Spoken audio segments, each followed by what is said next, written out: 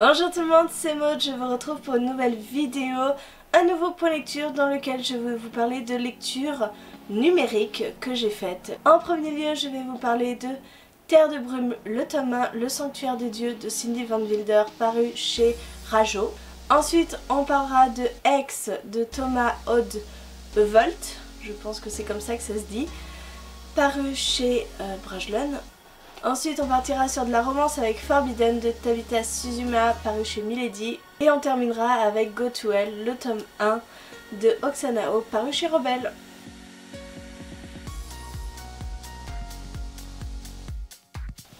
En premier lieu, je tiens à m'excuser, ma voix n'est pas au top de sa forme, mon nez coule, donc si je parle du nez et que j'ai la voix éraillée, tout est normal, nous sommes en automne. Je commence en vous parlant de Terre de brume qui depuis est entrée en ma possession parce que voilà, une telle merveille devait forcément rejoindre ma bibliothèque. J'ai vu l'auteur lors des Aventuriales, je me suis empressée de lui acheter ce livre, mais à la base j'ai eu ce livre par NetGalley, donc en e-book.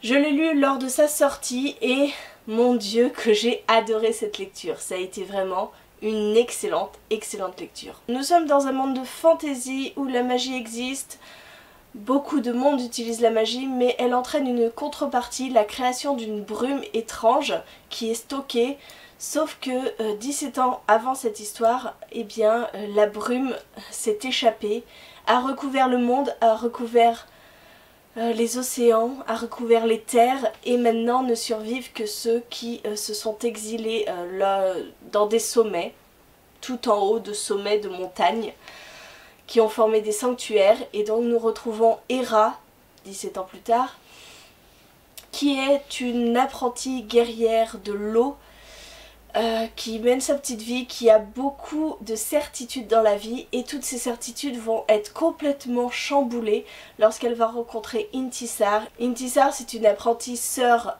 de feu et en fait Intisar va vouloir prévenir les prêtresses de l'eau qu'un grand danger leur fonce dessus, une énorme vague de brume et bien se dirige vers elle. J'ai franchement adoré cet univers, vraiment, je l'ai vraiment beaucoup aimé, c'est hyper original. Et j'ai aussi beaucoup aimé les personnalités d'Hera et Intisar. On le voit lors des batailles, on le voit dans leur interaction, on voit, elles sont complètement complémentaires, c'est un duo qui marche absolument bien, qui est parfait je trouve, et j'ai vraiment aimé découvrir cette histoire, ces personnages, et c'est un roman qui se lit extrêmement vite. J'ai lu très peu de temps et je me retrouvais déjà au milieu du livre et j'avais qu'une seule peur, c'est de ne pas avoir énormément de réponses. Ce livre, cette saga, c'est un diptyque, donc seulement 2 tomes, j'avais trop peur qu'on effleure à peine la surface et c'est pas du tout ça. Non, on fait des retours dans le temps. On voit un petit peu ce qui a pu se passer lors de cette échappée de brume. On en apprend beaucoup plus sur les personnages, sur ce qui font d'eux des personnages aussi intéressants. Il y a un gros méchant, forcément. Non, c'est vraiment une super lecture que je vous recommande à 1000% parce qu'on ne s'ennuie pas, ça va à toute allure, il y a énormément d'action. Et l'univers est vraiment très fouillé. Contrairement à ce qu'on pourrait penser, parce qu'en 2 tomes, c'est compliqué de faire un univers de fantasy très fouillé et là moi j'ai trouvé que c'était suffisamment bien élaboré, bien développé pour ne pas sentir cette frustration. Bien sûr la fin est juste horrible, voilà, on n'a qu'une envie, c'est de se jeter sur le tome 2 qui devrait arriver normalement l'année prochaine. Allez, on passe à une autre lecture en e-book, c'est-à-dire X, et je l'ai fait en lecture commune avec Marine et Piketty Bookin. Et sur les 3, eh bien, une abandonnée, l'autre n'a pas spécialement aimé.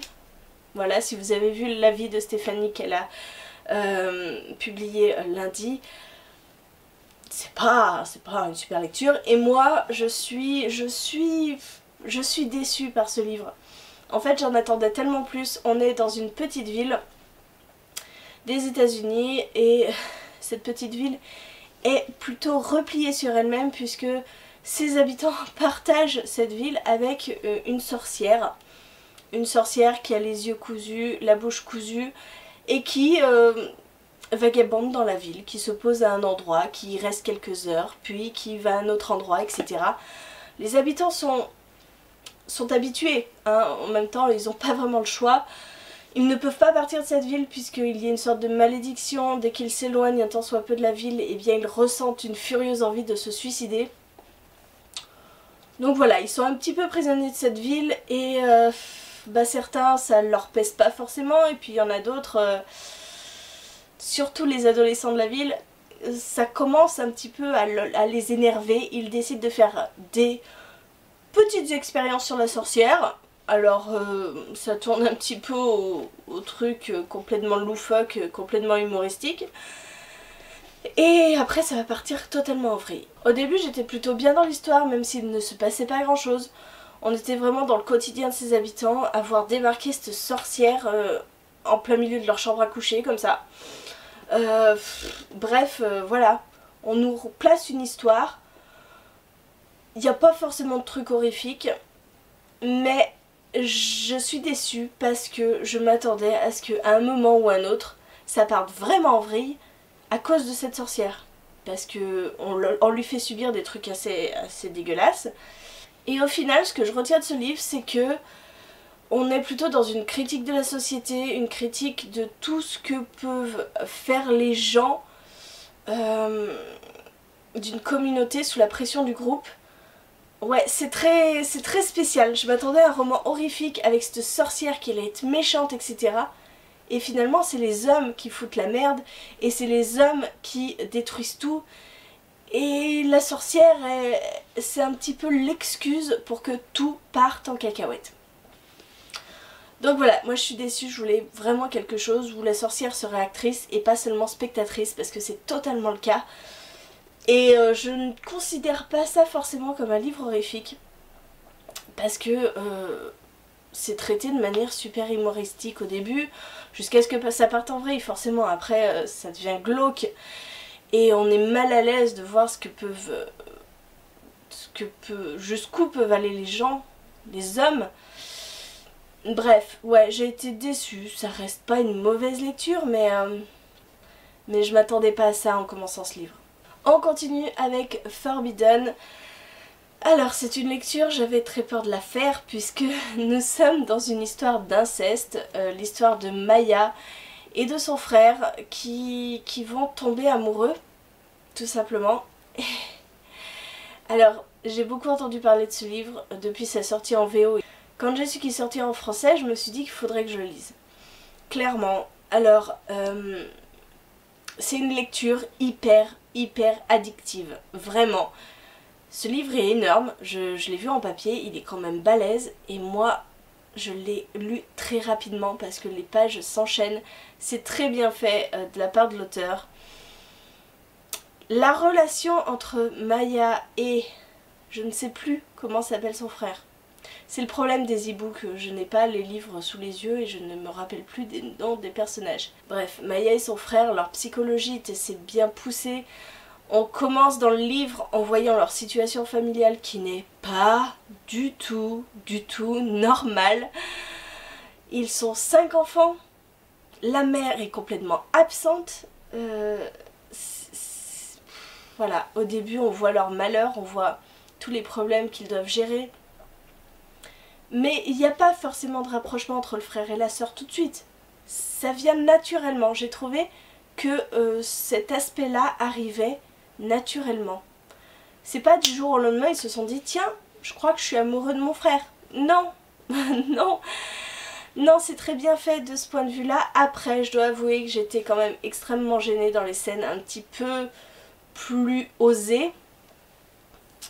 Parce que je gardais en mémoire que c'est un frère et une sœur, et puis on ne peut pas l'oublier hein, parce que le frère est sans cesse en train de nous le rappeler, que c'est contraire à la loi, que c'est interdit, qu'il ne faut pas, alors que Maya, elle, Maya c'est une fille qui prend la vie comme elle vient. Elle est amoureuse de son frère, ok, si ça la rend heureuse, il faut pas hésiter Son frère, lui, j'ai trouvé que c'était extrêmement bien fait de la part de l'auteur.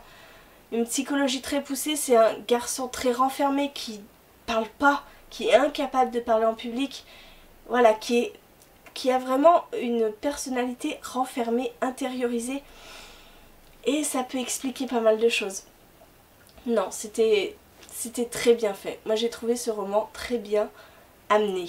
Voilà, cette thématique très bien amenée, pas brusque, mais tout coulait en fait de source. Et après, est-ce que je vous parle de cette fin De toute façon, vous vous doutez bien qu'à un moment ou un autre, il va y arriver quelque chose. Un malheur. Il va y arriver quelque chose.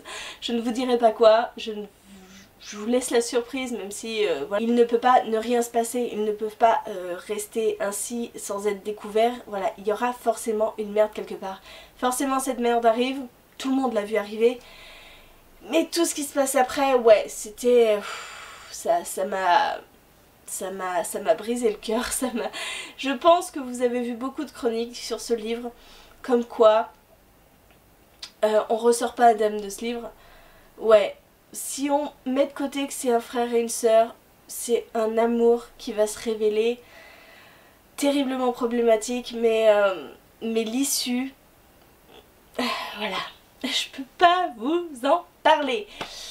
Mais je suis ressortie assez heureuse de cette lecture, je vous dis, j'ai tourné les pages à une vitesse folle, et au final j'ai aimé ce livre, même si, je vous dis, j'étais gênée par certains passages plus osés. Mais sinon le reste, je veux que vous vous fassiez votre propre idée là-dessus. Il y en a qui adhèrent, il y en a qui adhèrent pas. Moi j'ai adhéré pour ma part. Même si j'ai trouvé que c'était extrêmement redondant le fait que le frère soit tout le temps en train de pointer du doigt le fait que c'est interdit, etc. etc. J'avais l'impression qu'on faisait du rabâchage, donc ça me lassait un petit peu, mais bon, sur l'ensemble c'était une très bonne lecture. Et la dernière dont je vous parle, il s'agit de Go to Hell, que Valou m'a choisi pour le challenge au fil des saisons et des pages. Oui, je sais, vous n'avez pas encore vu ma palle, mais dans mon planning de vidéo, elle apparaîtra on ne sait quand. De toute façon, on a 3 mois pour lire les livres, donc vous verrez à un moment ou un autre ma palle pour ce challenge. Je vous le promets. Donc ce livre-ci est aussi en e-book. Nous allons suivre une jeune fille qui s'appelle Cassie, qui arrive dans un lycée et qui commence un petit peu à s'attirer des problèmes. Elle est très mystérieuse, on ne la connaît pas vraiment. Elle va à une soirée étudiante en accompagnant un gars qui est à son cours. Et elle va commencer, oui, à se faire remarquer parce qu'on se rend compte lors d'un combat, d'une rixe, d'une bataille d'étudiants, quoi, qu'elle sait se battre et que c'est très bizarre. Ce livre, je me suis plongée dedans. J'aime beaucoup la plume d'Oksana Hope, donc c'est une lecture très fluide. Mais si vous voulez, au début, je ne trouvais pas vraiment d'originalité à cette lecture. On était d'accord avec une fille un petit peu particulière qui est au lycée. On se doute qu'il y a un truc, hein, qu'il y a un petit truc fantastique derrière, que on nous garde beaucoup le suspense. On apprend après ce qu'elle est, et encore, je ne sais pas vraiment ce qu'elle est, hein, à la fin de ce tome 1. Mais après ça devient plus intéressant. Elle va rencontrer un jeune homme et, encore une fois, je ne sais plus son nom. Pourtant c'est le personnage le plus intéressant. C'est un homme qui va se révéler être un chasseur de démons, de créatures. Ils vont se rencontrer pareil lors d'une bagarre dans la rue où Cassie va se faire agresser par des créatures. Lui va lui venir en aide et ils vont ressentir une étrange pulsion l'un envers l'autre. Quelque temps avant, elle l'avait remarqué puisque c'était son nouveau prof de maths. Enfin bon, je ne sais plus, c'était son nouveau prof. Donc voilà, il va y avoir une attirance tout de suite entre les deux. Et le personnage masculin, ce chasseur, il est extrêmement intéressant parce qu'il a un passé très sombre.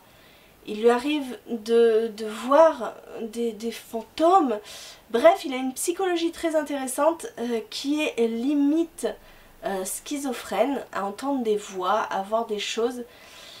Et ouais, c'était très intéressant parce que là on est tombé dans quelque chose qui était beaucoup plus original. La suite des événements aussi se précipite et j'ai hâte de savoir en fait de quoi va découler tout ça. Parce que la fin de ce tome 1, c'est comme Oksana Hope sait les faire, comme dans les Bonnes Tunnel.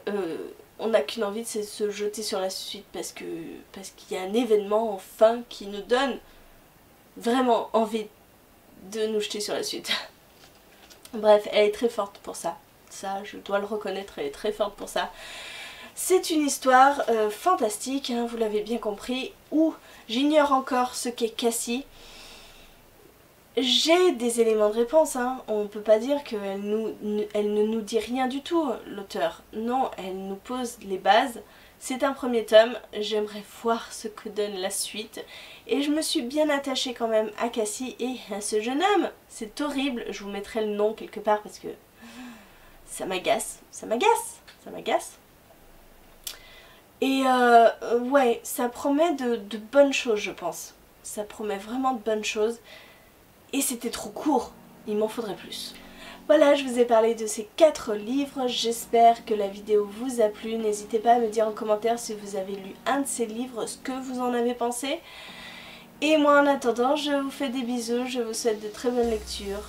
Et je vous dis à très bientôt pour une nouvelle vidéo.